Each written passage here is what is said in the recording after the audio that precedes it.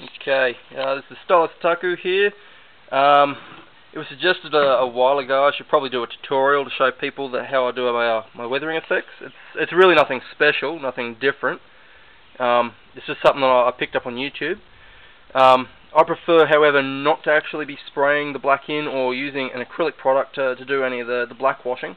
I prefer to be using this little sucker here, this flat black. It's actually an oil based. As you can see, this tin's been opened and closed so often now that it no longer seals properly. Inside there's almost like a jelly, the paint, but I'm actually getting better results now that the paint's starting to dry just a little bit more than what it was while it was wet. Now one of the tools I do like to use, however, is it's an old oil brush. I don't know if you can see the bristles too clearly there. As you can see, they're not very uniform anymore. They're actually quite chewed. Not that I've been chewing them myself, but just from being used on rough surfaces and stuff like that, I find that it's actually quite good because it gives a bit of an uneven sort of texture when you're trying to get the paint into crevices and stuff like that. It makes each stroke just a little bit more unique than the last one, and it just gives an overall natural sort of feel to the whole project. Amongst the other things I do like to use are the Q-tips here. Now you can actually do some quite interesting effects and techniques with these just by dipping them in the actual paint and then rolling them along the surface like so. You can actually get some different techniques and stuff like that, something just a bit unusual, a bit different there. And of course, if you're using an oil-based paint, like I will be, don't forget to get some terps. You're going to need that to clean up. It just helps if you make any spills, you can wipe it off yourself or the surface you're working on, whatever. It just makes clean up so much easier. Don't try to clean up with water. I see this so often, people just using water to try and clean up oil-based paint. It's a hazard. Don't do it. But anyway, I'm going to try and do this one-handed right now, so I can just show people a bit of the technique of what I actually do to get some paint into the surface. As you can see, it's very thick. Now I'm only just getting a little bit here at a time. And what I'll do,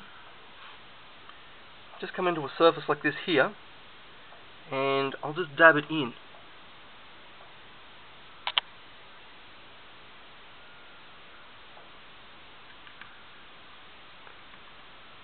Now, I'm not going overly clean or anything.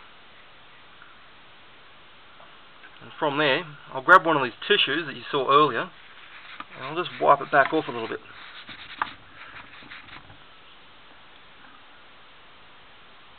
Let's get a little bit more paint in there.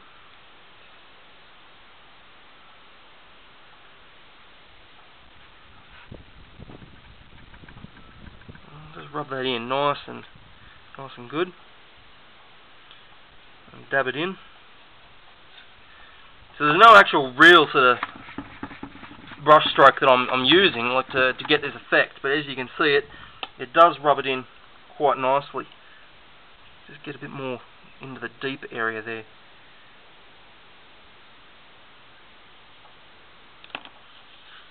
And get terps onto that.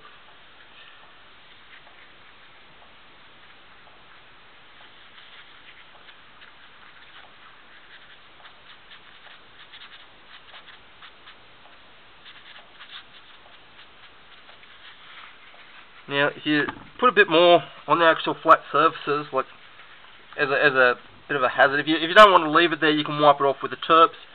Like sometimes I like to come back over the brush anyway and just put a few extra marks like in it like that, because it just shows that it's not so much just in the crevices you get in dirt. And I mean, if you go and look at your own car or like anyone else's or something like that, you will see there's going to be dirt on other parts of the car as well, not just in the crevices in between the doors and stuff. But that's pretty much it. Like for the actual applying the actual blackwash. All I do is just keep doing this the whole way around the whole piece that I'm working on.